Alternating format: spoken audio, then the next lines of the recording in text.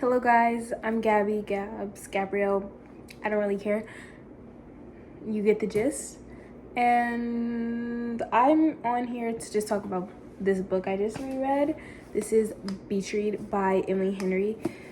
I read this. This was okay. Oh my gosh, my dog.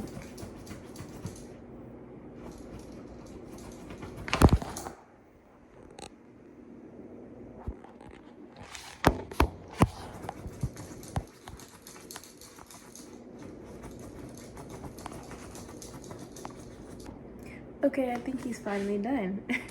That was a solid like 7 to 7 minutes. Like that was crazy. I've never seen him be that crazy for that long.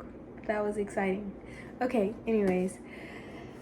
Basically, Beachy, this honestly holds a special place in my heart because when I truly got back into reading, like fully into reading, I've always been a reader since I was young. My aunts used to have me like once a week, and we would always go to like Barnes and Noble and Chuck E. Cheese, of course, but like one of the two. Anyways, I got back into reading, and then I got into reading. So I was, trying to find out what genres I really liked. And the first one I gravitated to and fully went into was romance.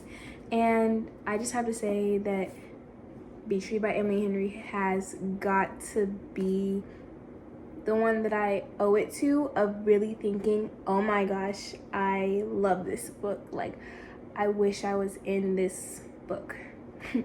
Now, reading it, probably a little bit too soon, for the age range. Reading this then and reading it now, I have two very different takes on it, and so that's why I'm on here to talk about it. So if you don't know the synopsis of Betrayed, we have January, who is a writer, and she has gone through something in her life where she is grieving the loss of somebody very, very close to her. The person, like, she thought that this person she lost was not the full truth until she finds out this hard truth at the funeral, and she feels really, really just betrayed. She feels really lost because this is a person in her life who she has looked up to, who is just such like a important role in her life. And so learning that they were not who she thought they were, or learning more about them that maybe doesn't put them in a positive light, has just completely wrecked her. But this person leaves her a lake house, a beach house on Lake Michigan, which, if you know Michigan, I was like, I could be there. They leave her this lake house, and this house kind of just represents like healing to the fullest, but I'll get into that and everything. While she's here, she has a neighbor, and this neighbor looks very familiar, very, very familiar. And so basically she runs back into her college rival, another very well-off author, Gus, or Augustus, yeah, they put his full name. And they're just two different people. They write two different genres. January writes romance, happily ever afters, and Gus writes a genre blend of basically just sorrow. His stories never have like a happy ending, and that's just what he's known for. She's at this lake house, and she's trying to get her next book done, and she's having a hard time writing happy endings because things in her life have just, it's not giving happy ending at all. And so she's having a hard time putting that into a new world, in a new book. And so basically January and Gus strike up a little deal, a little competition, that they're gonna write each other's genres and see if they can do it, see who, I guess, sells the best, all of these different things. They go on these little field trip type things. I'm not going to go too much into it because, of course, you still want to read the book. But I think it's very important to know that they go on these different field trips to kind of show the other how they do their writing process, kind of how they think, all of these different things. And I think that is such an important fact to know. So just know that it's not, I feel, the stereotypical, because the things that they do are pretty cool. I'm going to talk about just kind of what I thought about it 4 years ago when I read it and what I'm thinking about it now. So 4 years ago, I picked up this book and I was a little confused because if you know Emily Henry's writing, which this was the first book I picked up by her, so I didn't know, it can be a little odd in some places.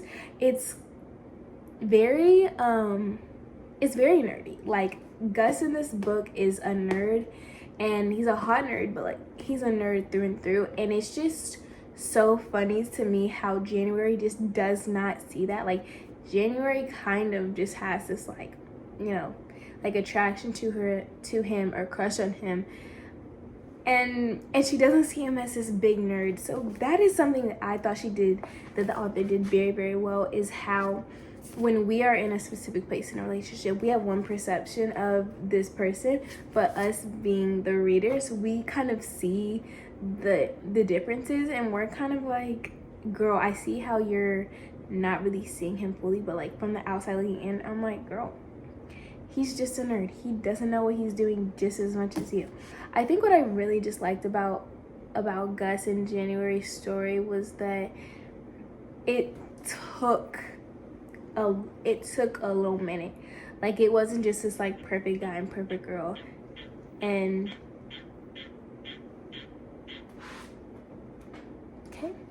it wasn't just this like perfect guy and perfect girl and then they have some issues and then, you know, they figure it out and get together. Like, no, these are people going through it. And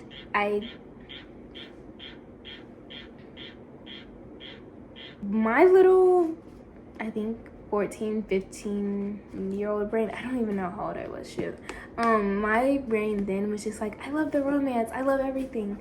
Now let's get into what I thought about it this time and why I think it is so important for people to read this, especially if they're not usually a romance reader. So something that what is this bird?